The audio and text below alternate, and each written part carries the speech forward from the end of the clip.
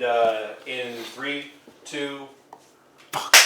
Previously on Shots Across the Dow, we talked about ourselves, the roadmap. We talked about sucking vicariously through our mistakes. Mostly learning how gas prices on the blockchain were too fucking high. Too fucking high. Oddly enough, petrol gas is also skyrocketing. Shit, do you know the difference?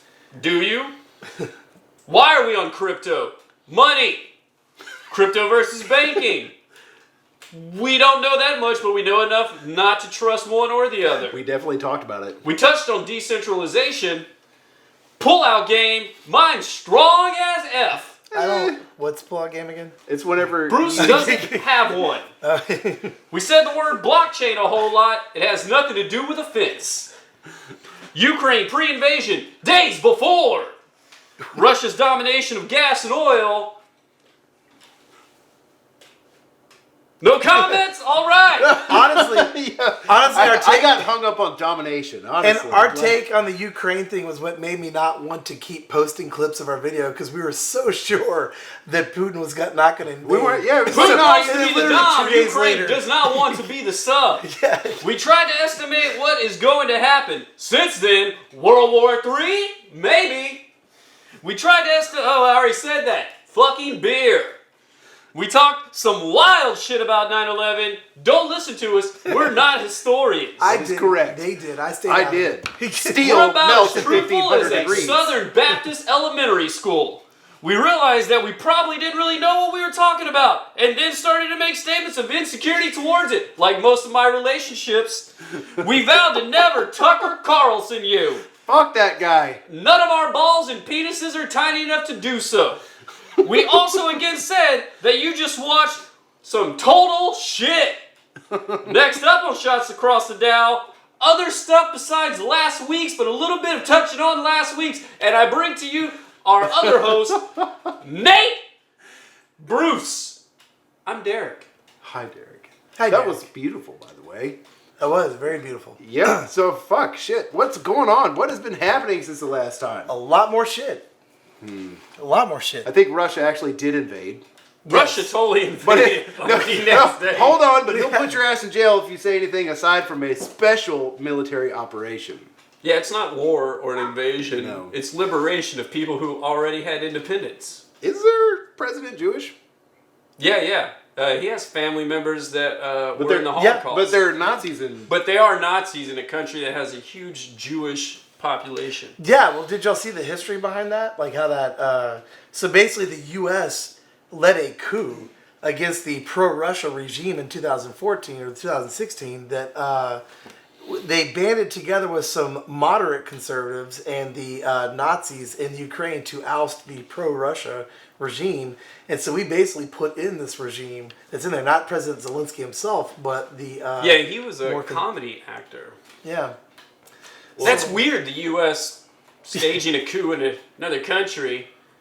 We're getting shut Anyways, down again, aren't we? So, for everybody who's watching again for maybe the first, Yeah. second, third time, we're Shots 0.5. Across the Dow. Shots Across the Dow is a collaborative effort from the Wall Street Coolions. We do have a Discord server. You may or may not see it. However, we do get together and talk about what's going on in the market world. We also like to drink liquor and talk about it. So, on that note, cheers to you. Today we are drinking a delicious bourbon whiskey that I don't want to say the name. Well, it's Brothers Bond. I really don't give a fuck. So, Brothers Bond, straight bourbon whiskey, hand-selected batch. It was a birthday gift from Matt over there. Nate just had a you can't see birthday. him. Cheers. 40 years old. I have one long eyebrow. So, today, what we're going to be talking about is decentralization and centralization. And what that means as far as banking, finance, and government. What does it mean? Which one? Centralization. Let's start there. So centralization is the concept of power. Both of these. We're going to start off from maybe a government standpoint and talk about the difference between a decentralized governance system versus a centralized governance system. So for centralization as a whole, this basically means that all the power and all the decision making is going to come from one place or a select group of people. So, your power, your decisions, everything's all going to be centralized from a few places. Duties are going to be compartmentalized, and top-down communication and decision-making is also going to be trickling down. Is this from like a board or one person? Depends. We haven't really quite figured out who's behind the curtain. Yeah, so top-down communication, meaning that there's a lot of higher-ups telling subordinates what to do, but there's not a lot of listening from higher-ups, listening to subordinates. But the overall concept, and this is the base model concept that I want everybody to hear about, is that centralization means that we go from the one out into the many. Okay, so we'll keep that idea because that's going to relate to everything that we talk about today. Decentralization is the reverse of that. So we would like to think of this as, the power of the people. So the decision making and the planning and everything occurs from the outside in, and it's a more what you would think of as a well-balanced system where the community as a whole drives progress. Very equal. And so it points into a majority vote rule kind of system, and outside of that, that's kind of the idea. Which one takes longer? Oh, Jesus Christ. See, and there are pros and cons Yeah. to both.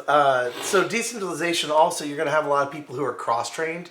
By cross-training in business, what that means is a lot of different people can cover different duties and do different things within the organization. A centralized organization is going to have maybe one or two people does a certain job, and then when one person leaves, they're screwed because nobody really knows how to do everything else. Sounds like places I've worked at most of my life. But I was saying, as nurses, you guys are probably used to this. Decentralized, everybody kind of knows the jobs, and that way if one person needs time off, goes on vacation, or leaves, other people can cover it. A lot of diversity. And so you're right, Derek, there's a lot of pros and cons to it, because I used to look at this model, and it was like, well, screw centralization, that sounds horrible, that sounds Orwellian, that's awful. But when you look at it, there's definitely times where centralization is key, because if a decision needs to be made right then and there, then you're right, decentralization could take a long time for everybody to get the information to make a consensus vote. Whereas with centralization, it's just one or a few people making a decision, and decisions can be made quickly. Fuck everybody else. Right. Pardon me. That's how I live my life. Sorry. Yes. Yes. They're traitors. They don't like our decision. We're still on centralization and decentralization, right? I just thought I would stare longingly into your eyes for a moment. You're married. Well, what do you guys think would be some other... I mean, obviously we could come up with the cons to centralization. You have your elites who are running the show, as opposed to everybody. But what are some pros you guys can come up with centralization? I feel like it would feed into my need for instant gratification. Yeah, I think that in certain smaller organizations, centralization can be a good thing. And that is boiling down to, whenever you create the overall vision of a new corporation or a new company or something like that, then opening that up to the thoughts and opinions of everybody else who's coming into it, who may or may not have a long-term investment into that company. Now, I don't want to say like the opinions don't necessarily matter, but in the beginning stages, it's more of a obstacle than a boon. Okay. To get the ball rolling. To execute those first few stages of the vision of the corporation as a whole. But as time goes on and as the business and everything develops, and as if your CEOs and your all the initials that go behind people's names that hold all the money, if they are not trying to Dr. Evil the world and steal everybody's money, Bezos, Mark Zuckerberg, and move into something that's more of a profit share kind of business model, then decentralization is definitely the best route to go. I think that's it. I think that's very good points. Centralization works great when you have a great leader, George Washington. When it's somebody that actually speaks for the people, they know kind of what the people's wants are. all people, You're right. or just landowners. And so, good point getting into that. But it works well at the beginning stages of a corporation, but then power corrupts. And at some point, it gets to a point where it no longer it gets into the hands of somebody, or the person whose hands it in gets corrupted, and that centralization will almost always skew away from what we want it to be. So we could spend a lot of time talking about that, and as far as how it relates into what's going on in the world with decentralization and blah blah blah blah. Let me pour this thing in. Y'all trying to get me here. We are. You don't have to drink it right now. But why is this important to know? Why do we need to know the distinction to it? So, in context of finance and business, okay, centralization can lead to some pretty unfair conditions. And we've kind of talked about it with like unfair pay wages, and we see it all throughout our financial structure that everything funnels up to the top. Especially since COVID happened, that like there are more billionaires within the past 2 years popping up out of nowhere. And a lot of that is because of these centralized ideas. And so that creates a framework for top-down economics. And that's where you get your Bezos and your Zuckerbergs and all of your... Musk. Your Dr. Evil types who like to put dick-shaped rockets into outer space for, no apparent reason. It's to jack off on the moon. I can at least give Musk some credit for trying to make global internet and like get to Mars or something that has value to the human race, but... Can we even call it top-down economics anymore? Or is it more like top-locked economics? Yeah, top-locked sounds better. Yeah. Top-locked. If your employees are having to piss in a water bottle because the 2-mile trek across the warehouse... They've learned how to dam up the middle class and keep the money up top, definitely. Well, it's not even middle class. I think now what we see is middle class is now the new lower income. Even a fucking millionaire is make only considered $100,000 upper a year. middle class at this point. Oh, you only have $1 million. What were we talking the other day? I think it was $400,000 a year is considered like the upper end of middle class. Yeah. Yeah. Man, in the 90s, I could have done so much with $400,000. No, not as a had nurse. my 5th grade I'd be teacher lucky killed. to break 60. I love you, Miss Thompson. You were In the best. Louisiana, you're just rich Yeah. if you can throw at least 2 crawfish parties a year, I think, is kind of how we measure that. Yeah, I spent like $55 on crawfish, boiled shrimp, and crab legs. This is not a Caligula dinner I had, by the way. It was like a couple pounds of each. And the crab legs were definitely not a couple pounds. Yeah. And I've never spent that much on seafood. That's how us people in Louisiana gauge inflation and the cost of goods. Seafood. Well, yeah. Well, here in Louisiana, we could just spend a tank of gas and go out and get some free seafood if we need to. However, bring it back on. Some of the things with decentralization is that we would like to think that the American government and our way of life is a decentralized to a degree. That's how we're taught. It's a representative democracy, which is kind of a decentralized thing. We have votes. We don't really know how honest they are.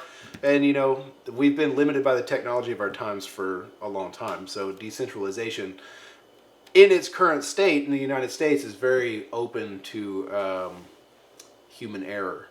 Whenever you're talking about mail-in votes, greed, things where your mail trucks could just burst into flames. Well, I had no lack of faith in mail-in votes. My only lack of faith is all the people running shit. Yeah. That was just an example, but you're definitely right. Like your vote counters or whatever. No, I mean the the politicians themselves. Even propaganda and misinformation. When you have a very decentralized governing agency, it's very easy to put out propaganda or misinformation to change people's opinions en masse. Well, Cambridge Analytica, look it up. Yeah, the layer cake that is our government was supposed to work in our favor. But the biggest problem is we have people becoming politicians to make money, and then they can work in certain government agencies and then go work for the company that they're regulating for or against and make even more money.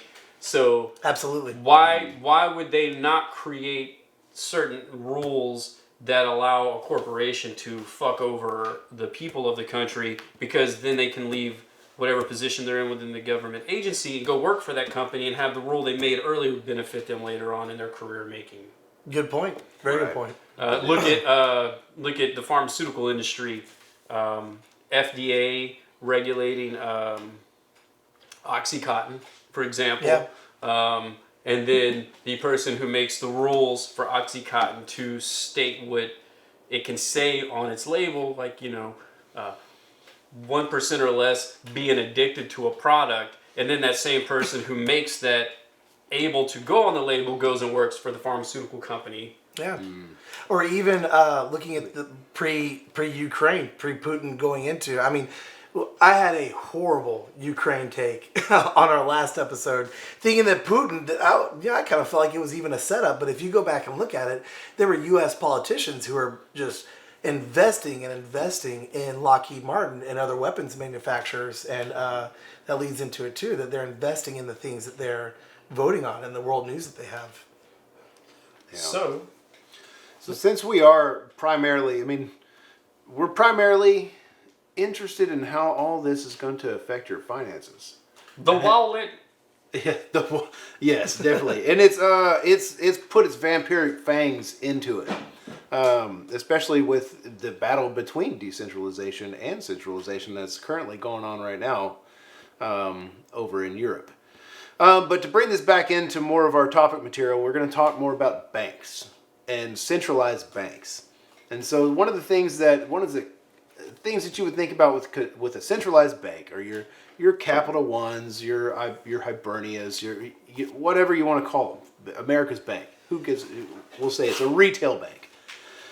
One of the things that drives that is fractional reserve banking. So anybody that doesn't know what fractional reserve banking, that means that the bank is allowed to hold some of the deposits for liquidity, and liquidity meaning that that's the money they're able to give back to its depositors.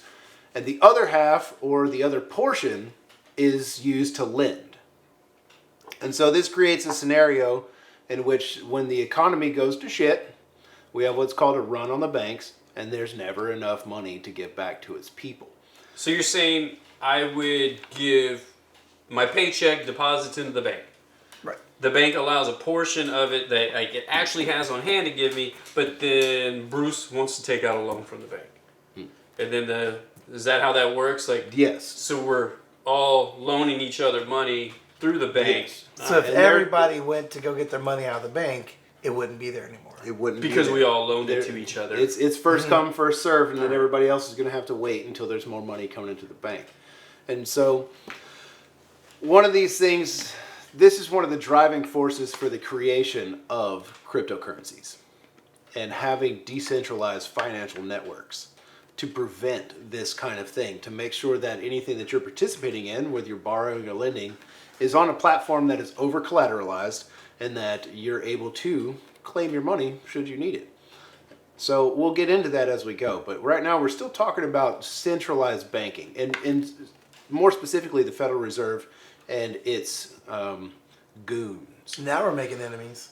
Thanks, Nate. Yeah. Sorry.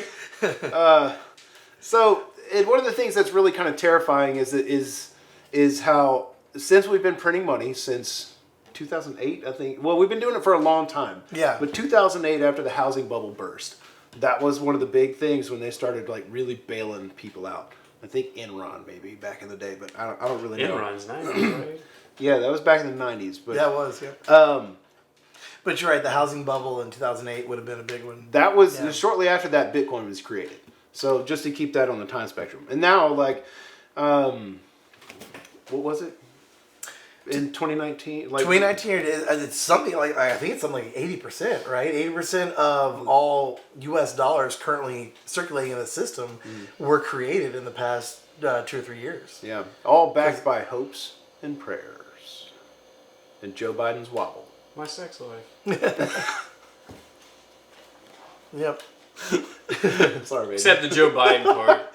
So I'm pretty sure if we were going off of your sex life, He's my control game. I think about him and other politicians when I'm trying to last longer. And you're right, because the inflation did start under Trump's regime. It started under the money printing started under Trump's regime and continued through Biden. So this is definitely something that's actually bipartisan. Well, it's not particular to any party as far as politicians or any president as far as politicians are concerned. It just happened to occur at this point in our life.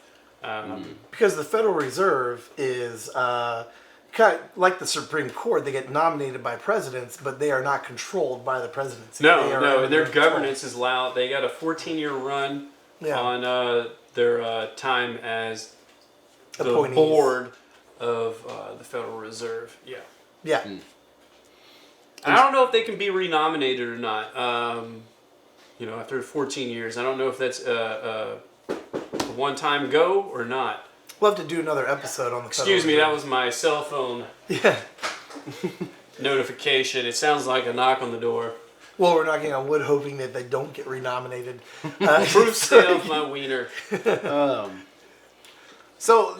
Interestingly enough, if you watch our last video, that's whenever we talked a lot about blockchain and cryptocurrencies and kind of, we kind of popped that cherry. Sorry. Anyway, so now the Federal Reserve wants a piece. They want to know what's going on and what's driving the cryptocurrency world. They're actually kind of afraid of it. So one of the things that they're starting to do is a CBDC. And that means... I heard that's good for your joints. Oh, I'm thinking of CBD. CBD. Yeah. No, CBDC is a central bank digital currency. Nice. Nice. I had to, man, it took me like a month to get down. That did. And so, CBDCs are basically the crypto stablecoin of the Federal Reserve.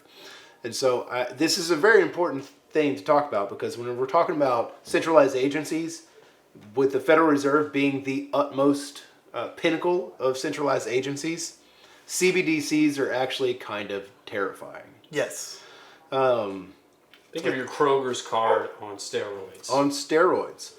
So some of the things that are going on with CBDCs is that they're trying to find some way to create cryptocurrencies that tie directly to the federal government.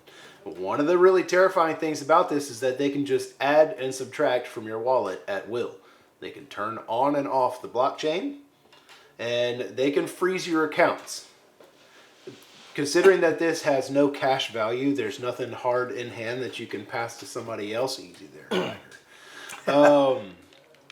This is a very We're talking about a hard penis. Yeah. It's a very dystopian setup. A good way to think of it is China's the leading government on creating this. It's something to worry about. And a good way to think about it would be when the Hong Kong riots were happening, the China was able to shut down money and apps and the internet in certain sections of Hong Kong. And with the trucker rallies in Canada, Trudeau and the Canadian government was able to shut down their wallets there. And so a good thing to think about would be if you're a conservative, imagine Trudeau having this power over your wallet. And if you're a liberal, imagine Trump having this power over your CBDC and asking if you would want them to have a power to shut down or subtract or add money to wallets or not. And not to mention, it's almost like it's that you purchase. Yeah, I was gonna say it just seems like a more transparent way of the system we work in, anyways. Mm-hmm. Yeah, and it could be a really good thing if it was honest. true. But we don't know if that's going to happen. So I mean, yeah, I can definitely see it being in a more efficient system. I could definitely actually seeing it being something that if saves... only humans weren't involved. Yeah, right. I could see it saving environmental factors because I could see, we wouldn't have to print the money anymore. We wouldn't have to these poop-laden paper products that we're having to pass out to cashiers and stuff. So I could see it being a better thing. But like you said, once you have somebody that can control that, we've seen time and time again that whether it's a corporation or whether it's a government, they're going to use that control in a way that does not benefit the people. Yeah, but we've been existing in that system since, fucking priests were telling illiterate people, what God wanted. Absolutely. So probably I'd even go back into 3,000 or 4,000 years BC. Yeah. yeah. No, that's what I mean by Let's go priests with and that. illiterate true. people. Yep, you're right. No pressure. No pressure. You're right. I'm Catholic. pressure. I took that as... No, Yeah. Catholics weren't the first doing it. You're right. Pinkies up. Yeah, I don't care either way because we live in a fucked system. So, I mean, to me as an ignorant person, it doesn't change how screwed we are. I'll disagree. There is a hero on a horse, but we'll Yeah. talk about it once you guys. I'll disagree because, in my opinion, I feel like I agree with you. We have been getting screwed by the system for thousands of years. This is the first time that we've actually been this educated in mass and have this much information in mass. And so I think that this is the first time we're starting to see behind the curtain. And that can actually change things. But on the flip side of that, it's also the first time that I've been able to watch cats slap babies to take my mind off of the shit going on in the world. So, I mean, like, we can see behind the curtain, the veil can be open. If you're looking. But also, like, I'm watching the movie. Yeah. Do I want the curtain to open? Speaking of which, you can find that link to the cat slapping the baby in the bottom of the section of whatever we're posting this on. And please like and subscribe. Nice.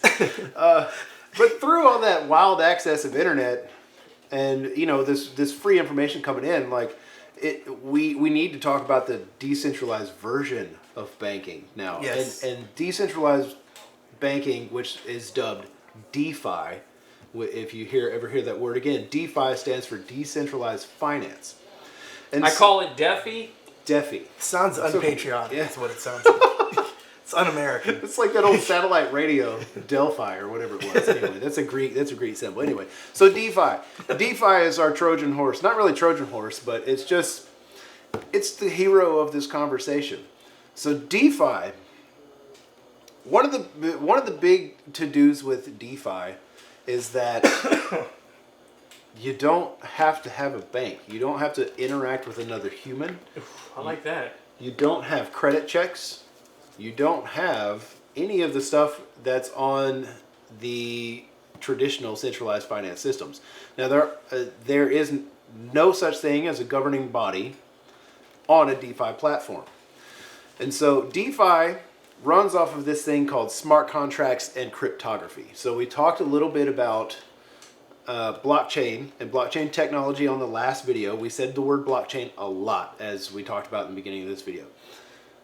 It's a chain made of squares. It's made out of squares, and those squares are full of transactions. So basically, Like Minecraft. smart contract blockchain technology basically enables me to put in my information, my cryptographic identity, into a smart contract platform and deposit cryptocurrencies into it.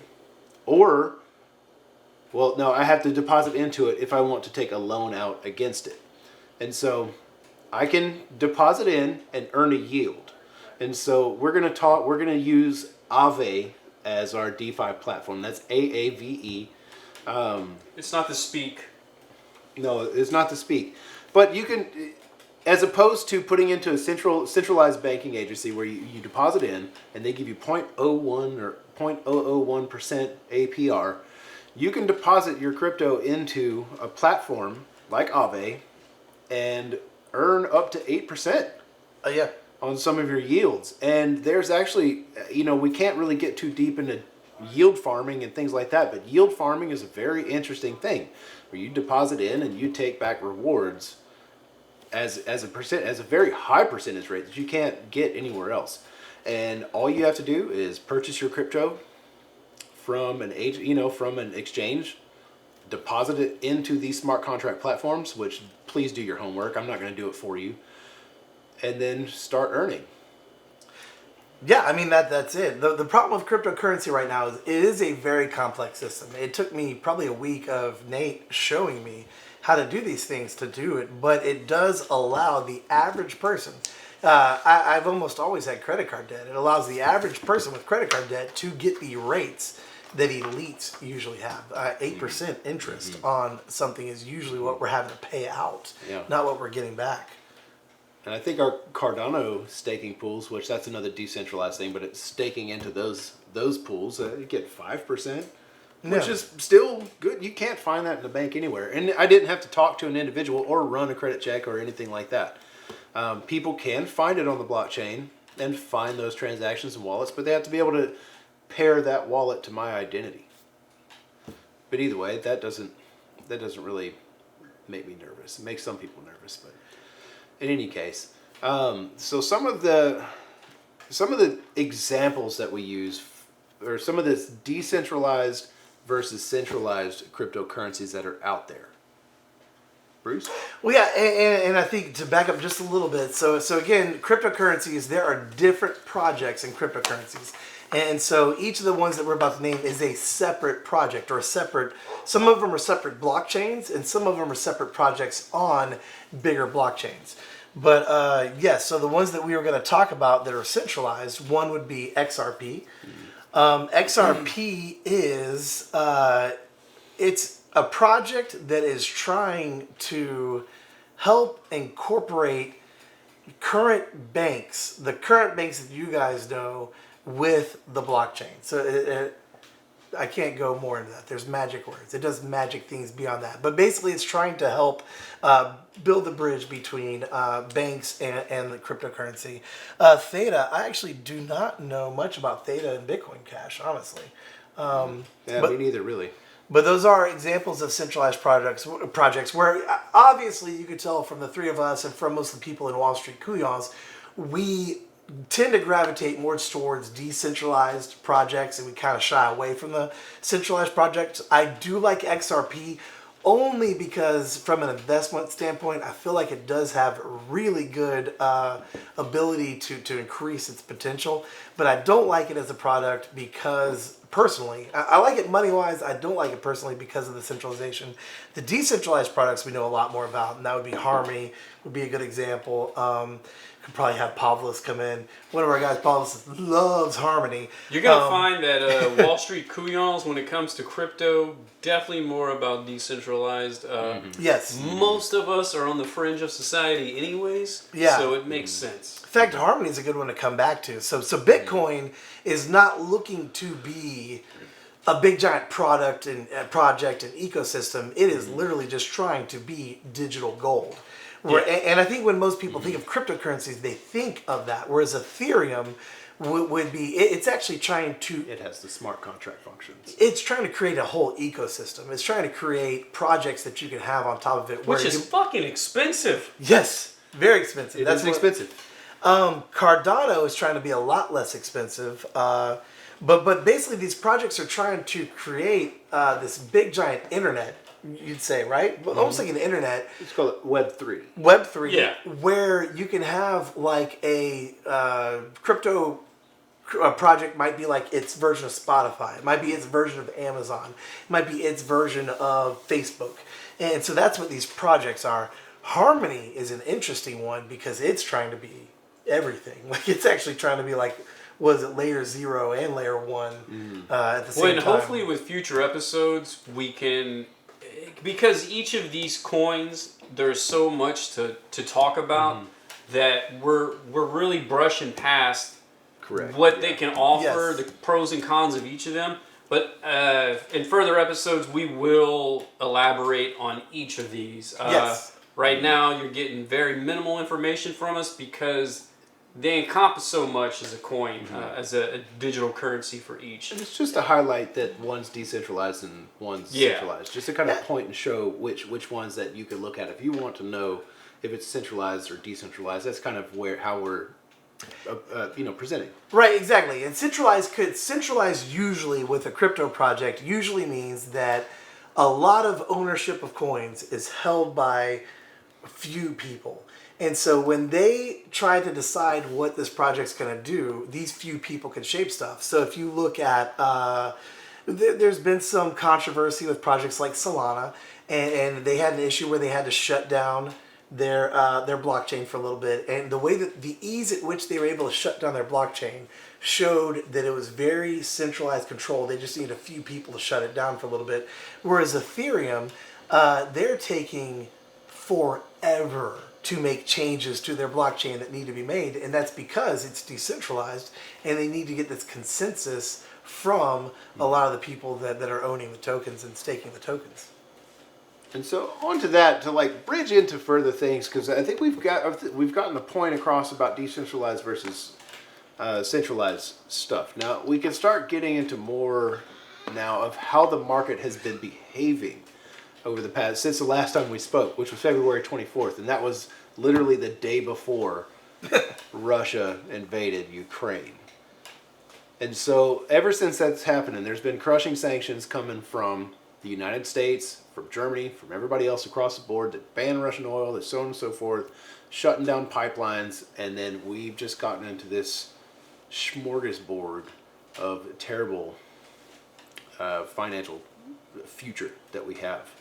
But on first things first is Germany and its reliance on Russian oil and some of the information on that. You got anything to say on that one?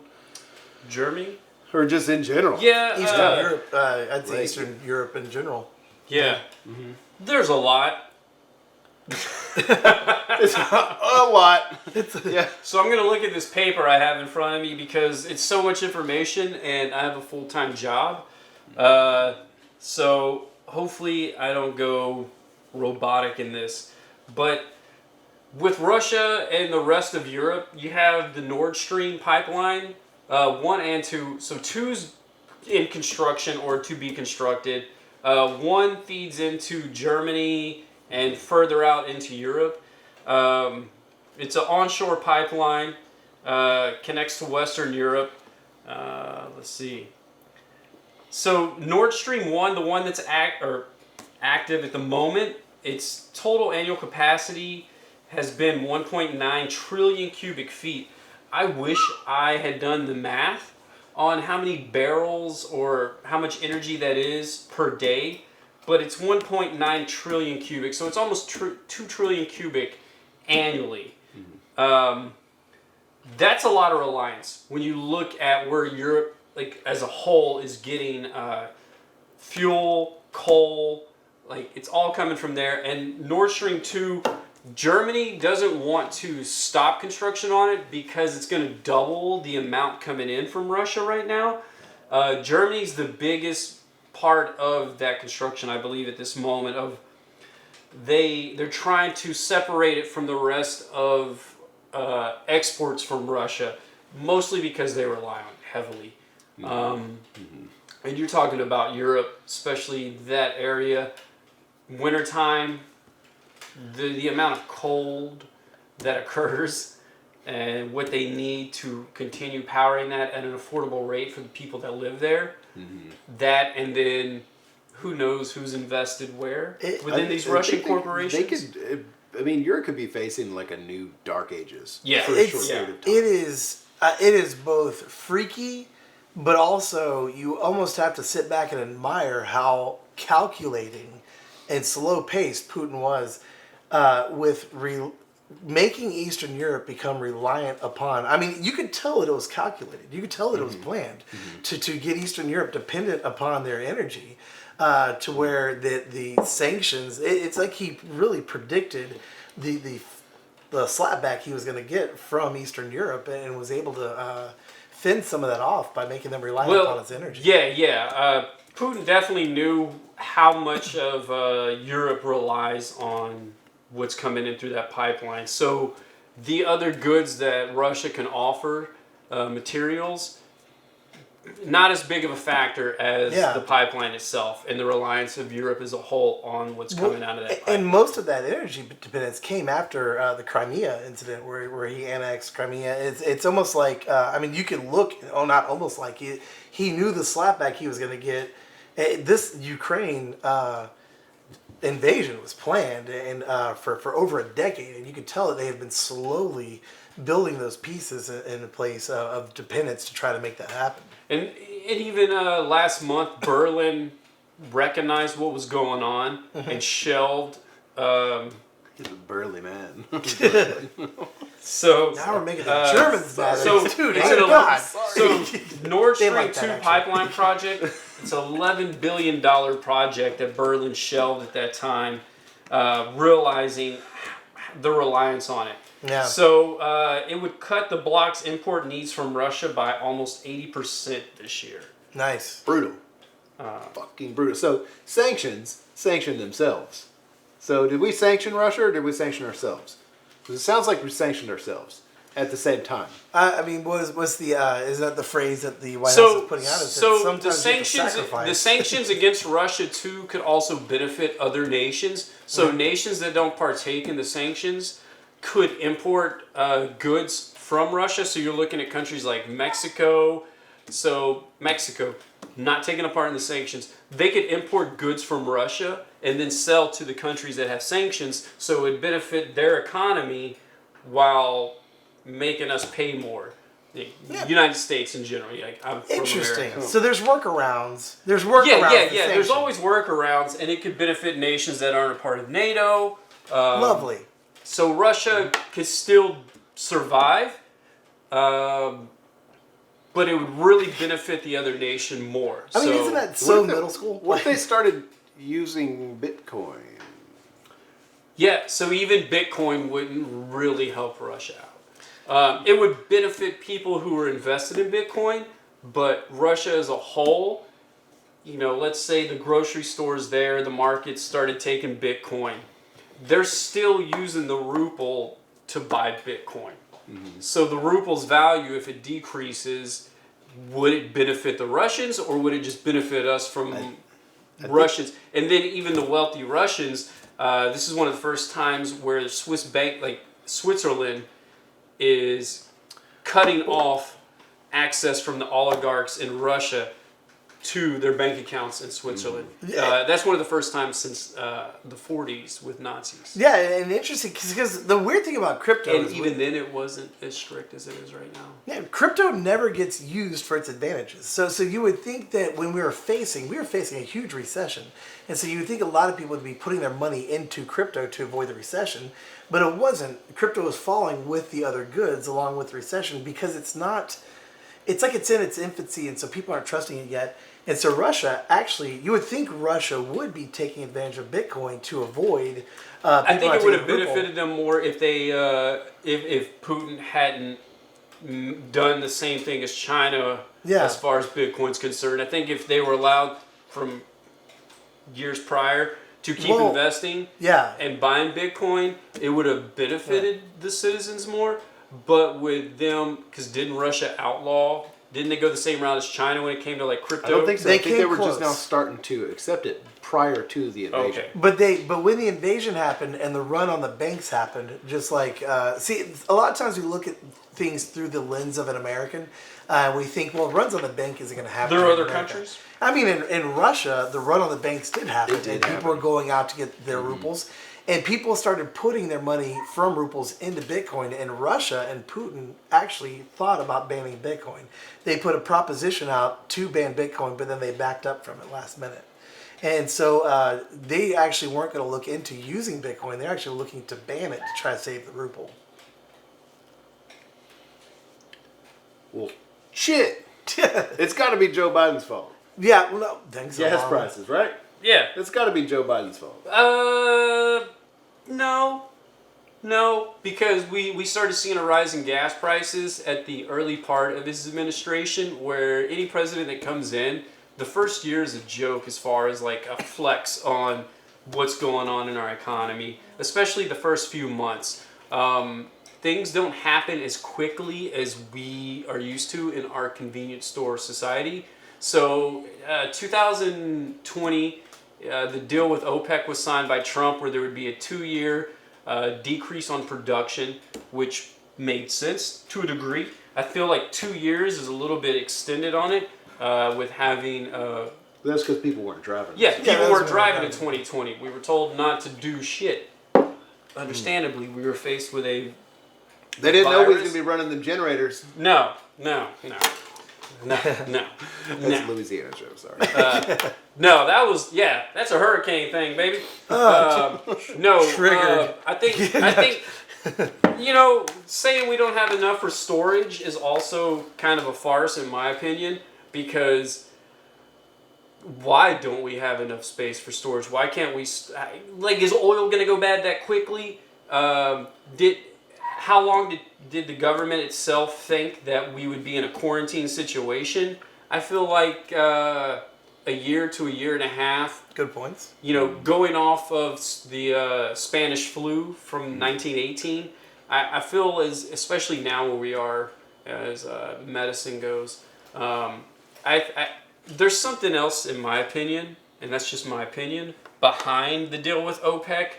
I feel like the oil industry itself saw a decrease in profits for 2020 and a way to make it last 2 years on their side of decrease in production to increase the value of oil or the cost of oil to where it benefited them. And I feel like Trump's a dumb baby, dumb enough to sign off on it because he also had investments within the oil industry itself. I could, yeah. Dumb. I say dumb. Yeah. I just mean a fucking asshole who wants to make money for himself, like Yeah. most politicians, to sign off on an OPEC deal. So with a decrease in production, the contract occurred before Biden's administration. Also, I think Biden's a big dumb fucking dump baby. So my political opinion. No, that's actually a very astute. I think that's a very good point. We disagree. I think that we don't disagree on what's causing. I think we disagree at the percentage as to how much things are being caused. And I think that's good. And as Shots Across the Dow continues to get better, I think we'll add in time where we do disagree, because disagreements is how we don't Tucker Carlson you. Because when we tell you one thing, I think that's where we Tucker Carlson you. And I think that's a good thing. Definitely, from my point of view, I like to place a lot of the blame on the Federal Reserve with the money printing and pushing out. And again, that goes back to not really being a partisan issue. You rolling, or you want to drive home? No, safe? I gotta drive home safe. It's good. The generator joke almost. I'm gonna sit triggered at me. Matt's house for an hour and a half. But no, I actually think that that's a very astute point that you made, because I absolutely do think that I agree with you in that I think OPEC is smart enough to see the losses that they'd be making and needing to increase that money. And I do think that Trump might have been dumb enough to sign it, or an asshole enough, or I think that he also might have been just greedy enough. Greedy enough would be. I think that too. I say that, dumb just because I think his word usage is horrible. Well, yeah, for sure. The guy can't speak for the help. He definitely called it with Russia. At least with Biden, it's dementia. But outside of that, I mean, and we're getting on a political tangent. It's the booze. Back to what we're here for. And we talked about oil. We talked about the rising prices of oil. We talked about how the war in Ukraine has increased those prices. I will in say what addition to has it is whatever we have Keystone. going on. Well, yeah, Keystone's not running. Yeah, well, no, it hasn't increased the cost of oil. Oh no, it has not.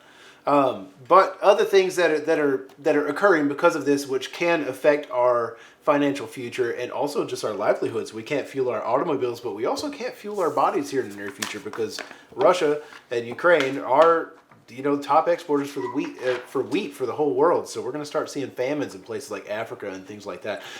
Gross speculation. So 29% of the global market for wheat is Ukraine and Russia. Yeah, and again, looking at it from the American lens that we tend to look at it, my first thought is, well, my doctor told me it's time to cut back on carbs anyway. But as you pointed out, there's a lot of places in the world that can't just cut back on certain types of food. They need these things. Well, actually, it's not even just wheat. Fertilizer is going to go up in cost because Russia and Belarus. Yeah, they made its ally potash. Belarus and we're sanctioning more than a third of the world's potash production. It's one of the main ingredients. Potash. Potash is one of the main ingredients in fertilizer, and they control 14% of nitrogen-based plant production. Yeah. This is according to a report from financial research from the CFRA, and then so this is a number of countries across the globe that rely on these fertilizers for the monocropped and what'll probably situation we're used to in this fucking nation alone. And as you pointed out earlier, what'll probably end up happening, of course this will be more expensive, is if Nate is Russia and you're Mexico, it'd be like middle school, and I'd be like, hey, Derek, I'm not talking to Nate anymore. Can you send me some fertilizer? I want you to sell these airheads to Bruce. Yeah. I'm not just going to sell it to him. You've got to talk to my gang bros back there. Circle yes or no if you agree.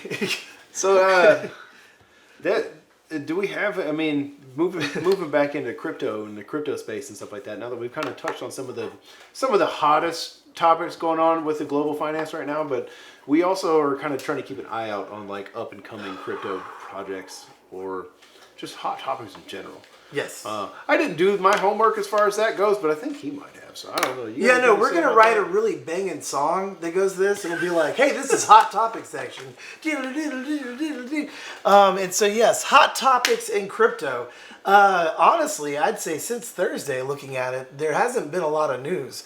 But going back into it, sticking with the Russia component, So interestingly, going into centralization, decentralization. Oh, cheers. Next topic. Nice. Oh, it's Ozarka. Yeah. So, so there are reports that BlackRock and Vanguard have been buying up. Oh, sorry, this isn't crypto related. This is stock related. This is still important. Yeah, BlackRock and Vanguard have been, or early on, were buying up lots of Russian stocks at a discount whenever that fell. The centralized market. See, Are those the people that own Everything? Neil Young's music? right. Right. A lot of people don't realize this, but most of our stock places that us retail investors, us peons, can go and buy stocks are centralized exchanges. Just like with Robinhood, whenever they shut down being able to sell the AMA stocks, whenever that was all going on with the Reddit people, that's essentially what they did here. Was they made it to where our retail investors could not go to these Was it centralized. GameStop? GameStop, you're right, GameStop. And Changing the world. yes, change the world. Love those guys. Sorry, I couldn't remember your name. But the centralized exchanges, like the London Exchange, banned us retail investors from being able to buy these Russian stocks at very low money, which obviously would have been immoral, but we could have made huge gains off of it. Whereas the institutions like BlackRock and Vanguard were gobbling this stuff up at very low amounts, because when Russia is allowed to join the world again, which we know it will, those stocks are going to skyrocket and they're going to get massive income. So again, centralization allows these institutions to be able to buy and trade these things and sell these things when they want, whereas But they not cut, us. Yeah, they cut us off. Exactly. Another hot topic is Jerome Powell finally announced the interest rate hikes. And so the interest rates Who's are... Jerome Powell? Jerome Powell is the... I think I went to middle school with that guy. Oh, man. Yeah. Jerome Powell. Trying to sell you his mixtape. He smelled like pee. Jerome Powell, he's the secretary. He's with the He's the Federal Reserve. Federal Reserve, right? Yeah. Yeah. So the Yeah, he face, smelled like pee. I he's remember that like kid. you remember that guy from Lord of the Rings that was like the mouthpiece He of ate pencil Sauron. He's like erasers. that of the Federal Reserve. If you think of the Federal Reserve as like that central eye thing from Lord of the Rings, they have the very good- Sauron? Yeah, So- but this guy's more the mouthpiece. So he's like the guy around the pterodactyl. So Like you get at a sex shop? yeah, You that's- just yeah, boom? that's a good way to go with it. Yeah, so they finally are raising interest rates. Why are they raising interest rates? Because inflation is going up in the United States, and so these interest rate hikes are able to combat that. But that's going to mean that when we go to get loans from now on, those interest rates are going to be a little bit higher. I think there's 5 more interest rate hikes that are supposed to happen during the rest of this year. Oh, fuck. I don't want to think about it. Yeah, and so they've been kicking that can Jesus. back. Another hot topic is the EU. I'm not a proponent for suicide, but I kind of get it right now. Good disclaimer under that part right there. We'll have to put some. Yeah, so link to suicide prevention hotline in the comments. Don't do it. It Yeah, fucking sucks. I've done it before. So yes, the EU almost banned. They proposed a bill called MICA, M-I-C-A, that almost banned Bitcoin mining. Was it proof of work mining in the EU, which would have been huge, because that would have It's banned Ethereum and Bitcoin. Ethereum and Bitcoin. Exactly. So Ethereum has decided that they're going to change to proof of stake. But again, because it's a decentralized platform, it's taking forever. What was their grounds for that? Climate change? Was it? I don't know. I'm I asking. don't know. I don't know. Climate change? Yeah. We're getting a nod. Well, from you know that. that the biggest factor on climate change is crypto. Nothing else Right. has affected It has it nothing ever. to do with diesel burning war machines. It has been proven that cryptocurrency. I mean, we looked into Rolling coal doesn't hurt the environment as much as Fucking crypto. assholes. I hate it when they do that. We looked into doing Bitcoin mining, and the first thing we looked at is this is not profitable unless we're using renewable energy. We have to get solar panels. Yeah. And so anybody that's doing crypto mining within the United States, EU, I'm going to throw that out there. I'm going to say most of them are going to be using renewable energy. And so that Yeah, whole- if not, they're gonna cause a lot of pollution, but they'll quit eventually because Yes. the goddamn cost of energy to fucking do it is too much unless you're using renewable resources. Well, luckily this bill Fucking was humans. shot down, but hopefully that is something that they were looking to do in the EU. Whereas that's kind of it, I think. Normally we'll try to get you some hot topics to look at, but to be completely honest with you guys, the market is a wash right now. I'm neither a bull nor a bear. I feel like Don't know what the fuck's going on. we're going to be going sideways right now. Some hot projects that I've liked in the past, Veracity is one that I'm really high on. We used to, as a team, be really high on Cardano, but that's taken some shots lately. That's made us be a little bit more Like, we don't want to throw dirt. We're not going to throw dirt, but I'm losing faith in somebody who blatantly lied about PhD programs and such. Still want them to do something good, but I'm just focusing on Bitcoin. It's the only one I fucking trust at this point because everybody's just going to put fucking money into it like it's gold. Now, we're not financial advisors. We do need to throw that out every time. But when the market is looking is usually the best time to invest.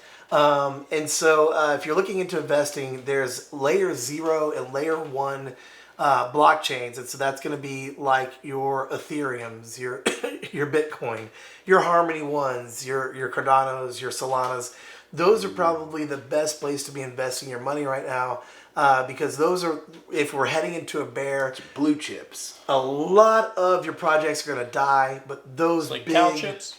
Yeah, those big ones are going to be the ones that pull through. I do think that we are going to see a rise of the Bitcoin market, in the whole crypto market. My opinion is I don't see that happening until the end of 2022, possibly even 2023. I know I tend to be a little bit more conservative in that estimate than I think other people do. And we're going to streamline this so we don't have to talk as fast. We know we're bringing you a lot of information at once right now. We're still getting our footing as far as this series goes. So I think like future episodes, you'll probably see us focusing on fewer topics to give you more information on those topics because what we're covering, there's a lot of information in it and we can only touch on so much of it. A lot of this is going to lead you to do further research, guide you into a direction you need to go in to not make the mistakes that we make in investing. But yeah, because there's so much more we could talk about. Right. But hopefully we've given you enough to do your homework with, so study up. Watch this 3 times. And We'll don't see you take later. my word And for check it. the links in the description. Call your parents. Like and subscribe. Shake it twice. And then wipe it. And the floor and the seat. And like and subscribe. So we're all fucked. And heart if you're on Twitch. Cheers. Shots across the Dow. Decentralization. Adios. It's empty. I don't want any more because I'm going to die. Yeah.